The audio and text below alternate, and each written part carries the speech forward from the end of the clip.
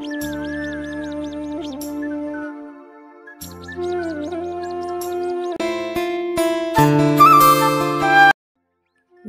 লোকের উপর ভরসা করে শেষে কিন্তু ঠকতে হলো। তো মানুষের কিন্তু আসল বিয়ে একবারই হয়। তো গুড মর্নিং বন্ধুরা। তো এখন দেখো সকালবেলা, এখন বাজে 7টা মনে হচ্ছে। তো আজকে একটু ঘুম থেকে উঠতে লেট হয়ে গেল। আর এখন সকালবেলা ঘুম থেকে উঠতে একটু লেটই হয়, কারণ 6টা মানে অনেকটা সকাল। তো আজকে একটু দেরি হয়ে গেল। আজকে মানে ইচ্ছে করে দেরি করলাম। আজকে ভাবছি সকাল সকাল রান্নাটা করবো না, একটু দেরি করেই করব। কারণ প্রতিদিন সকালবেলা উঠে রান্না করা সত্যি আর ভালো লাগে না। তো আজকে স্কুলটাও বন্ধ, সেই জন্য আজকে একটু দেরি করেই উঠলাম। তো বিছনাতেই আজকে ব্লগটা শুরু করে দিলাম সকালবেলা। তো এই যে এখনও দেখো বিছনা গোছানো হয়নি। তো আজকে ভাবলাম যে ঘুম থেকে ওঠার পর বিছনাটাই পরিষ্কার করি। তো এই যে বিছনাটা এখন পরিষ্কার করব। আর এই যে দেখো বিছনায় এখন কত জিনিস। আর কি বলো তো, শীতের দিনে বিছনায় এত জিনিসপত্র থাকে, মানে এত গায়ে দেওয়ার লেপ কম্বল, মানে বিছনাটা দেখলে না কেমন লাগে। সকালবেলা ঘুম থেকে ওঠার পর মনে হয় যে বিছনাটা পরিষ্কার না করলে কেমন ভালো লাগে না। তো দেখো মশারিটাও খুললাম। আর কি বলো তো, মশারি কিন্তু আমি রাত্রিবেলা লাগাই না, আর সকালবেলা মশারিটা বড়মশাই ভাঁজ করে। তো আজকে আমি ভাঁজ করলাম, বড়মশাই আজকে বাইরে কাজ করতেছে। অনেক সকালবেলা উঠেছে ও, মানে 6টার সময় উঠেছে, কারণ ওঠার পরে না আর শোয়া যায় না, এমন সকালে উঠেছে। ভাবছে যে উঠে আর একটু শুয়ে পড়বে। তো দেখো আমার লেপ কাঁথা কম্বল দেখো সব ভাঁজ করা হয়ে গেল। আর আজকে বেডশিটটা চেঞ্জ করে দিলাম। তো কয়েকদিন হলো ওই বেডশিটটা বিছানায় পাতা আছে। তো আজকে ওটা চেঞ্জ করলাম, আজকে ওটা রেখে দেব। তো আজকে আর ধোয়া হবে না, পরে একবারে ধুয়ে দেব। আর এই যে বেডশিটটা দেখছো, এটা কিন্তু খুব আরাম, মানে এই বেডশিটটা এত আরাম। রংটা দেখো ডিসকালার হয়ে গেছে, কিন্তু বেডশিটটা এত ভালো, এত সফট, কি বলবো, এই বেডশিটটাই আমার কাছে ভালো লাগে। তো এখন ভালো বেডশিট কেনা হয়নি, কয়েকটা ভালো বেডশিট নিয়ে আসতে হবে। Hello my family, welcome back to my channel. আমি সুস্মিতা। কেমন আছো সবাই? আশা করি ভালো আছো, সুস্থ আছো। সবাই পাশে থেকো, সাথে থেকো। আর ভালো লাগলে অবশ্যই সুন্দর করে একটা কমেন্ট করো। তো এই দেখো একটা শাড়ি কিনে আনলাম। তো এটা আজকে বিয়ে বাড়িতে যাবো একজনের, মানে আমার মামাতো ভাইয়ের বিয়ে আজকে, মানে বউ ভাত আজকে। তো সেখানে যাব, আর সেখানে গিফট হিসেবে এই শাড়িটা নিয়ে আসলাম।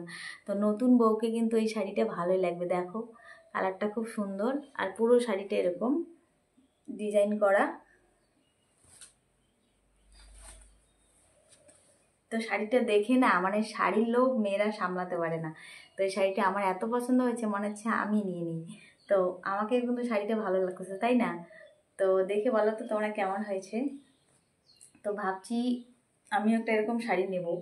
তো আজকে আর মানে শাড়ি দেখলে সত্যি মনে হলো যে শাড়ি কিনতে গেছিলাম যখন, মনে হচ্ছে আমিও একটা শাড়ি নিয়ে নিই।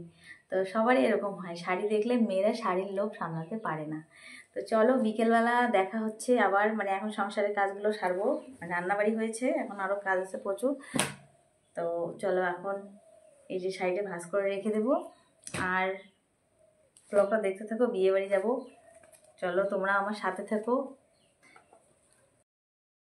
তো এখন দেখো চলে আসলাম রান্নাঘরে, আর রান্না কিন্তু আমার হয়ে গেছে, রান্না করে নিয়েছি। তো এখন শুধু এই যে মাছটা রান্না করব। তো মাছগুলো আজকে ভাজা করব, তরকারি করব না। তো দেখো কয়েক পিস ইলিশ মাছ আছে, আর কয়েকটা বাটা মাছ। তো তোমরা তো দেখেছোই বাজার করে নিয়ে এসেছি মাছ। তো সেই মাছগুলো অনেকটা মাছ নিয়ে আসা হয়েছে, আর মাছগুলো না তরকারি করিনি। আর মাছগুলো না কেমন যেন একটা হয়ে গেছে, মানে নরম হয়ে গেছে। আর এগুলো দিয়ে তরকারি করলে ভালো লাগবে না।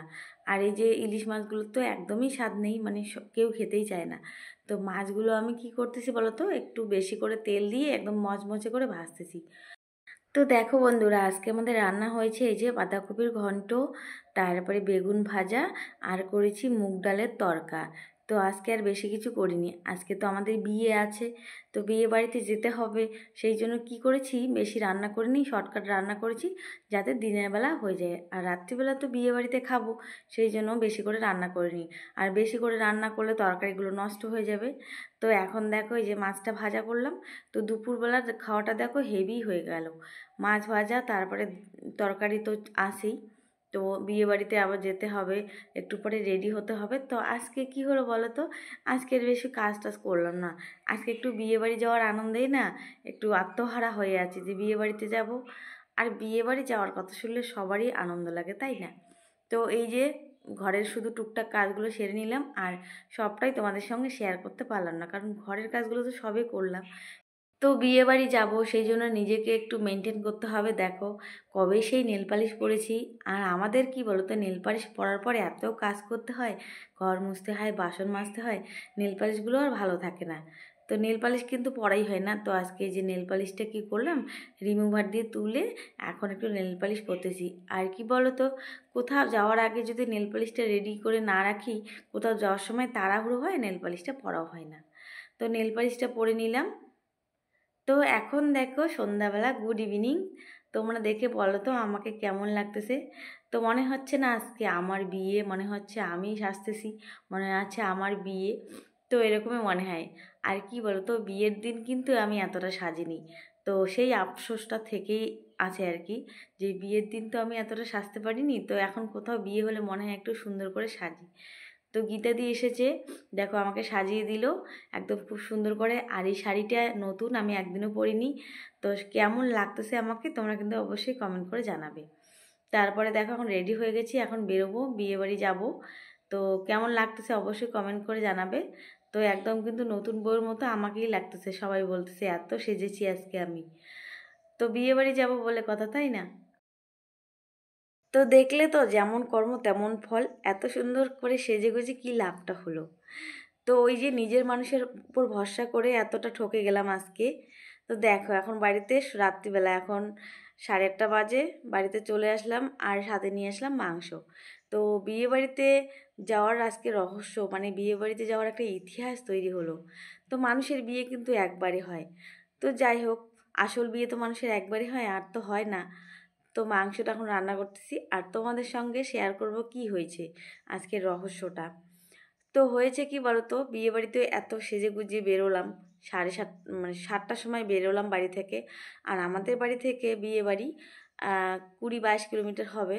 তো গেলাম, কিন্তু বিয়ে বাড়িতে গিয়ে, বিয়ে বাড়ির সামনে গিয়ে দেখি কোনো কিছুই নেই। বিয়ে বাড়িতে কোনো লাইট নেই, কোনো গান নেই, কোনো কিছুই নেই। তো সেখানেই মনটা একটু খটকা দিল। তারপর নেমে আমার যে দাদা আছে, মানে আমার তো নিজের দাদা, মানে মামাতো দাদা, তো তাকে ফোন করলাম। সে তো নিমন্ত্রণ দিয়ে গেছে। তো আমাদের কি হয়েছে, কার্ডটা হারিয়ে গেছে, মানে বিয়ের যে কার্ডটা। তো তাকে ফোন করেছিলাম বিয়ের আগে, যে কবে বিয়ে। সে বলেছিল 21 তারিখ বিয়ে, বৌভাত হলো 22 তারিখে। তো সেই মতো আমরা 22 তারিখে বৌভাত খেতে গিয়েছিলাম। তারপরে গিয়ে দেখি যে বিয়ে বাড়িতে বিয়ে আগেই হয়ে গেছে, মানে 20 তারিখ বিয়ে হয়ে গেছে, 21 তারিখ বৌভাত হয়েই গেছে।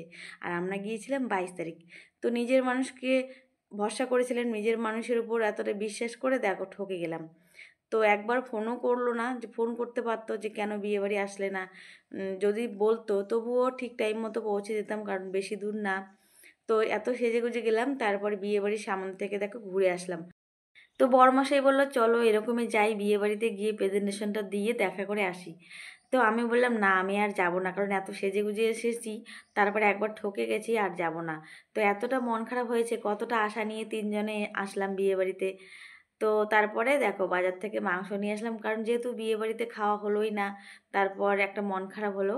তারপর দেখো চিকেন নিয়ে আসলাম, আর এই যে গরম গরম পেঁয়াজ কলি আলু ভাজা, আর মাংসটা কষা করলাম।